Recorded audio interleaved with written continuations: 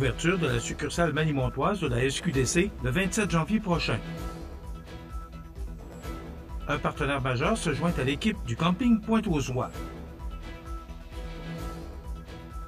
Les finalistes de la toute première bourse Jeunes entrepreneurs de la Chambre de commerce Kamouraska-Lillet, maintenant connue.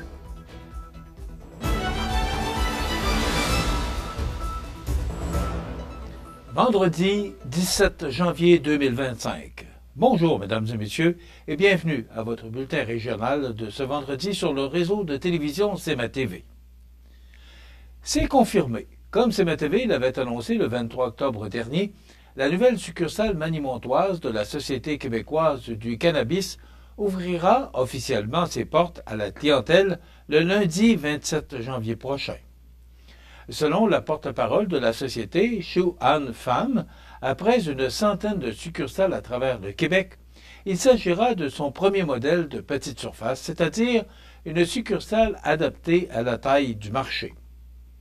Le point de vente, situé au 89 boulevard Taché-Ouest à Montmagny, deviendra la 6e dans la région de Chaudière-Appalaches et la 102e ou 103e du réseau, puisqu'il ouvre ses portes au même moment que celui de Sainte-Julie en Montérégie. Le directeur de la succursale, Jean-Christophe Betty-Martel, se dit fier de cette ouverture, car le magasin manimontois desservira maintenant des consommateurs qui devaient, jusqu'à présent, parcourir de grandes distances pour acquérir leurs produits de cannabis, les succursales de la SQDC et les plus proches de Montmagny étant situées à Lévis et à Rivière-du-Loup. Environ 250 produits y seront disponibles à l'achat, soit environ 72% des étalages dans les comptoirs réguliers. Le magasin, d'une superficie de 167 mètres carrés, comptera 7 employés. Les deux nouveaux propriétaires du restaurant à la Rive, Mathieu Labrec et Valérie Lapointe, annonçaient mercredi dernier qu'ils opéreront le casse-croûte situé au camping Pointe-aux-Oies de Montmagny pour la prochaine saison estivale. La cantine à la Rive, qui ouvrira ses portes dès l'été prochain, pourra faire profiter de sa cuisine aux nombreux vacanciers qui pourront déguster une partie du menu du restaurant à la Rive, adapté pour cette nouvelle place d'affaires. Les deux restaurateurs se disent ravis de l'entente conclue avec l'équipe du camping Pointe-aux-Oies. Ce partenariat nous permettra de créer davantage d'emplois à temps plein pour la période estivale et de rejoindre une clientèle plus vaste. Les clients du casse-croûte peuvent s'attendre à retrouver le même excellent service et les saveurs familières qu'ils apprécient tant, souligne le couple. Rappelons que Mathieu Labrec et Valérie Lapointe ont acquis le restaurant à la Rive au printemps 2024. Cette annonce s'inscrit dans la continuité des activités pour l'établissement situé au 153 rue Saint-Louis.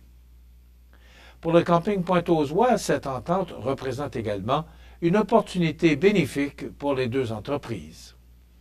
Cette collaboration unit deux institutions bien ancrées dans le paysage économique manimontois depuis plus de 50 ans. L'un comme l'autre, nous bénéficions d'une solide réputation. Espérons que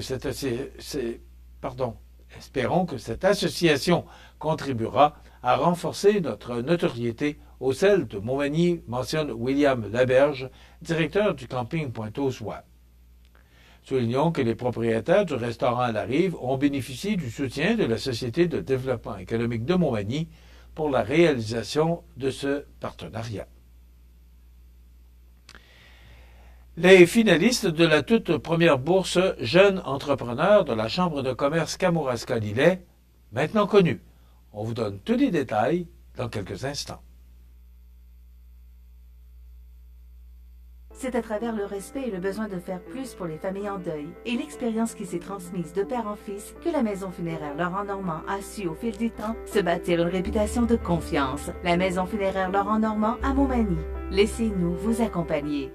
Atelier Bois, fabrication de mobilier et armoires sur mesure. Que ce soit résidentiel, commercial, institutionnel, nous allons plus loin qu'une simple fabrication. Nous la créons à partir de vos idées. Atelier Bois, fabrication sur mesure, 248 14 85.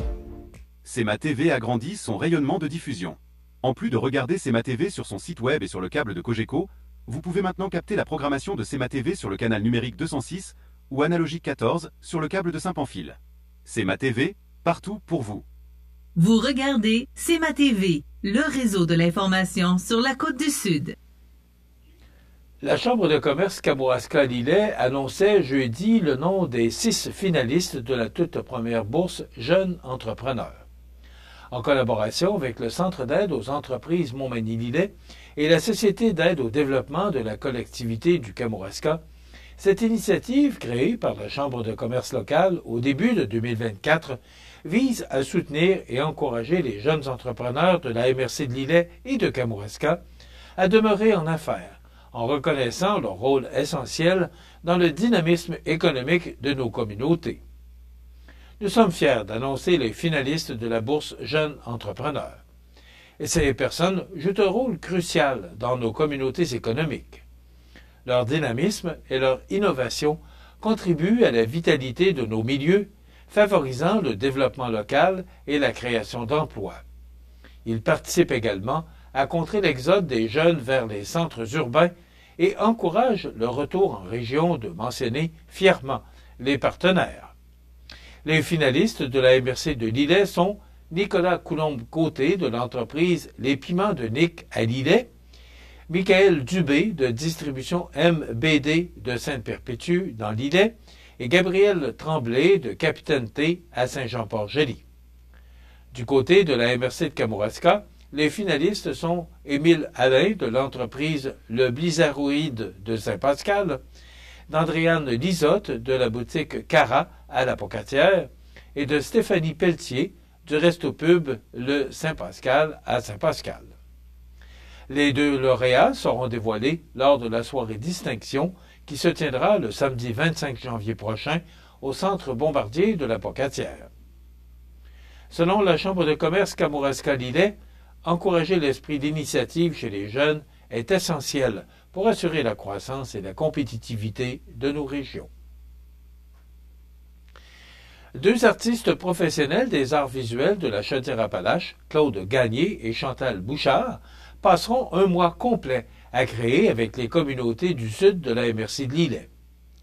Sélectionnés pour leur volonté d'animer les communautés rurales et forestières, peu desservies par les artistes professionnels, des artistes en résidence de création auront un mois, de la mi-janvier à la mi-mars, pour tenir des ateliers rencontres avec des groupes locaux et créer une œuvre collective liant leurs propres pratiques avec l'apport des habitants des villages des Hauts dans le cadre du projet Antipode mené, pour la première fois, par l'organisme Terreau Art. Le premier artiste accueilli provient de la Beauce et est le photographe interdisciplinaire Claude Gagné, qui viendra explorer l'impermanence à partir des vestiges du patrimoine et des bâtiments disparus du sud des municipalités. Présent du 16 janvier au 10 février, il souhaite rencontrer des aînés, des groupes scolaires et des amateurs d'histoire locale pour développer une imagerie inspirée des lieux de mémoire et convivra, je m'excuse, mais là, on va y arriver. Alors, je disais donc, et conviera les citoyens, on est vendredi, à capturer des paysages à l'aide de boîtes photographiques installées sur 3 sites. La seconde artiste, l'estampiste et artiste en art visuel, Chantal Bouchard, de Saint-Jean-Port-Joli, séjournera du 17 février au 14 mars, souhaitant travailler son projet d'exposition collective avec des élus municipaux, des travailleurs immigrants et des groupes d'aînés. Son projet, Horizon en convergence, incarne une approche artistique visant à mettre en relation la photographie numérique et l'estampe et souhaite souligner, par ses ateliers participatifs, l'importance de la diversité des milieux de vie et encourager le dialogue à travers l'art. Ce projet unique en son genre de terreau art, culture de haut rang, est rendu possible grâce au soutien financier de l'Entente de développement culturel de la MRC de Lillet et du ministère de la Culture et des Communications du Québec. Rappelons que ce projet bénéficie également du soutien d'Est-Nord-Est Résidence d'artistes ainsi que des municipalités du sud de l'îlet. L'école des Tilleuls, localisée à Saint-Pierre-de-la-Rivière-du-Sud, a été retenue pour installer une serre agro-pédagogique.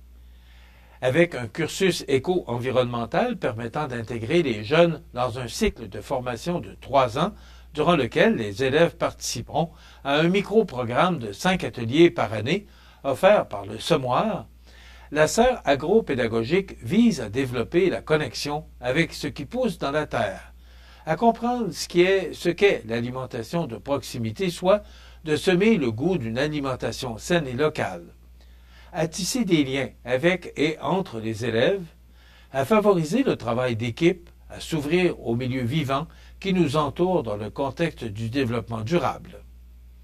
Et cette initiative est possible grâce à l'implication de la direction de l'école, des professeurs de l'école des Tilleuls, à Desjardins, partenaire principal, à la Fondation Richelieu-Montmagny, au Fonds Jeunesse Environnement Innovation et au MRC de Montmagny et de l'Îlet pour leur contribution importante à la réalisation de cette initiative. Sur la photo, on voit des élèves qui bénéficieront de ces ateliers. La direction et les professeurs de l'école, Gilbert Caron, président de la Caisse Desjardins de la MRC Montmagny, Pascal Paradis, directrice communication et vie associative chez Desjardins, Simon Caron de la Fondation Richelieu-Montmagny et du Fonds Jeunesse Environnement Innovation, et Marie-Claude de Bernier, responsable du programme au Semoir, Arbre Évolution.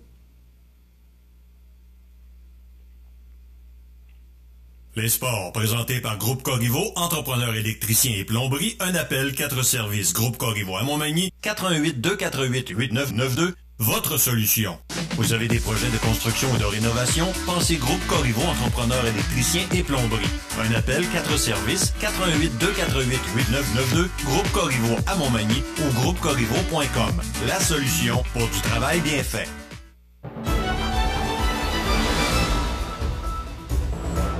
Au sport, la ville de la Pocatière est heureuse de convier la population pocatoise à sa grande fête hivernale. Ici, on joue dehors, qui aura lieu le samedi 1er février prochain dès 13h au terrain récréatif près du centre Bombardier.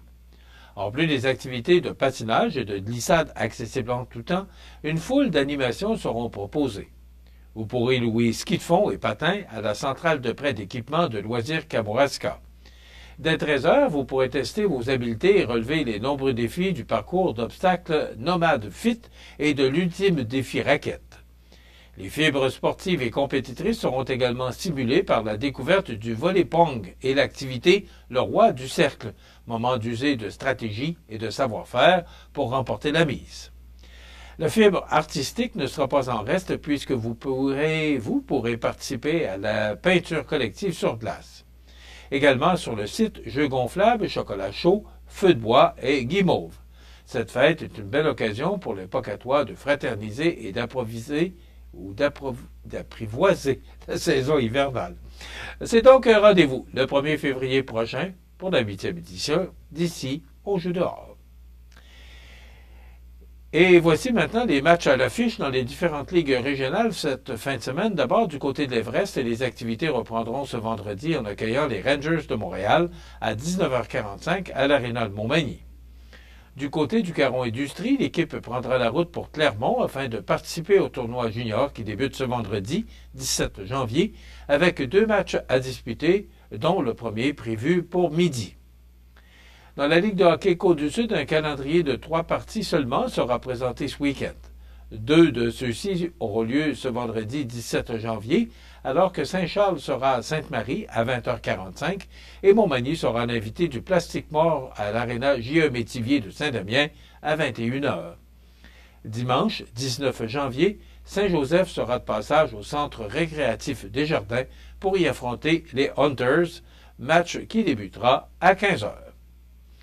Dans la Ligue de hockey olympique de Montmagny, les hostilités reprendront samedi le 18 janvier, alors qu'Hockey Pneus visitera le groupe MG à 20h et Armoire Maturin recevra le restaurant à la Rive dès 21h30. Enfin, dans la Ligue senior KRTB, les seigneurs de la Pocatière se rendront à Rivière-Bleue pour y affronter le Frontalier samedi 18 janvier à 20h. Enfin, victoire du Canadien 3-1 sur Dallas hier soir. Prochain match demain soir alors que Toronto sera à Montréal et dimanche, ce sera au tour des Rangers de New York à se rendre au Centre Bell. Les deux matchs seront présentés à 19h. Voilà ce qui complète votre bulletin d'actualité régionale de ce vendredi 17 janvier. Dans un moment, les prévisions de la météo et l'état des routes. Voilà, c'est tout pour l'instant. Bonne journée et bon week-end, mesdames et messieurs. Pour rejoindre la salle de nouvelles de CMA-TV, nouvelles au pluriel @cmatv.ca ou encore 88 241 13 13 poste 226. Les prévisions de la météo. Une présentation de Promutuelle Assurance Montmagny-Lillet. Toujours à l'écoute de vos besoins.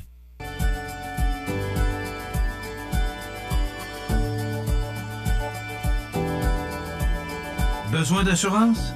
Promutuelle Assurance. 88 248 7940. La la la la la la la.